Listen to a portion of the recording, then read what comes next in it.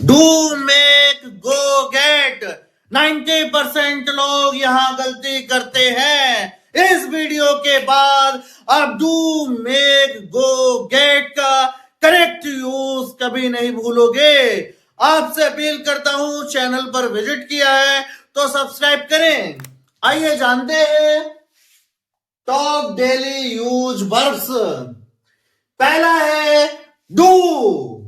Do का Hindi meaning होता है करना। इसको कैसे एक्सप्लेन करेंगे हम वर्ब के साथ? I do my work. मैं अपना काम करता हूं।